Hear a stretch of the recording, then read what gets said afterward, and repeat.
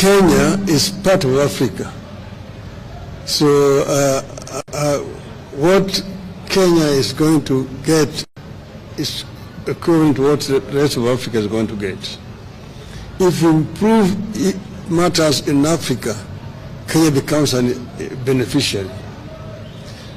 One example I want to give is inter-African trade. Inter-African trade currently stands at only 15%. Africa trades very little with itself. Inter-European trade stands at 70%. Inter-Asian trade is now getting towards 60%. Even South America stands at about 30%. But Africa does not trade with itself for reasons, some of which are actually solvable, or problems solvable. You see, there are non-tariff barriers which have been introduced by some African countries, which makes it very difficult for goods to move from one African country to another African country. Secondly, there is infrastructure challenges that makes it very difficult for Africa to trade with itself.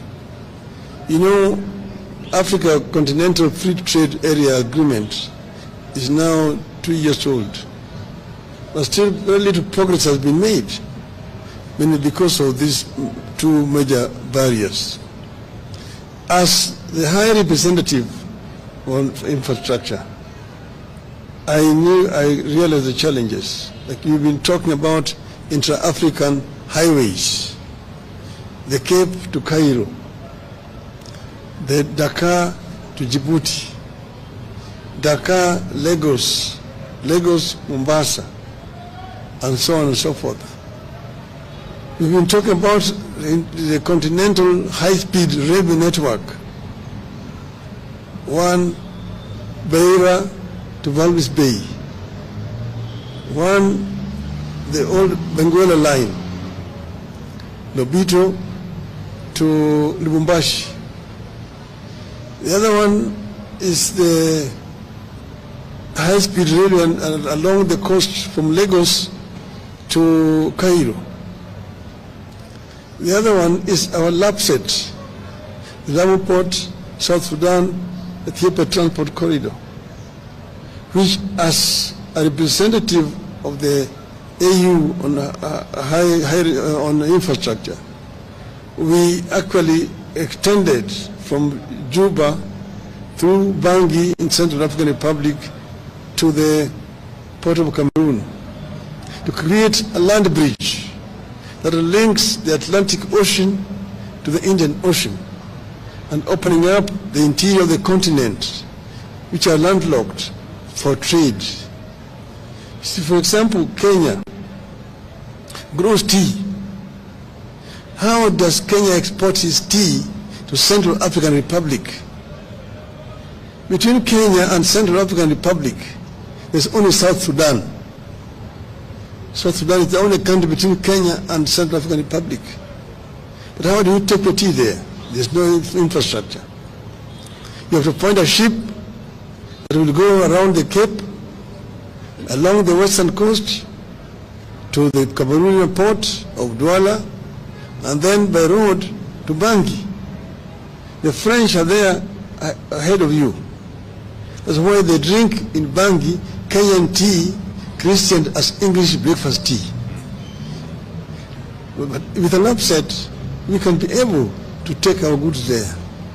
But this infrastructure cannot be developed country by country.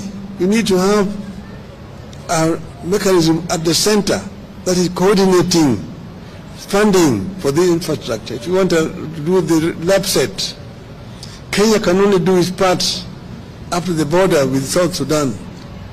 Then South Sudan needs to take it from there to the border with Central African Republic. Central African Republic takes it to Cameroon and to reach there. But you need a center to be able to coordinate funding, to mobilize funding for this infrastructure development, which are cutting across the continent. That is why those things have not been done. That's why even the trans-African highways have not been done. and so on. So getting the, we are also talking about the high-speed fiber optic network connecting all the African capitals. We're talking about open skies, to be able to move freely in the African airspace without so much impediment. At the moment, traveling across Africa is a major problem. Recently, when I was going to the funeral of the president of Namibia, we chartered an aircraft here. We had to spend 3 hours at Wilson Airport waiting for clearances of airspaces, the transit countries. You have to get a clearance to fly over Tanzanian airspace, DRC, Zambia, Botswana, and Namibia itself.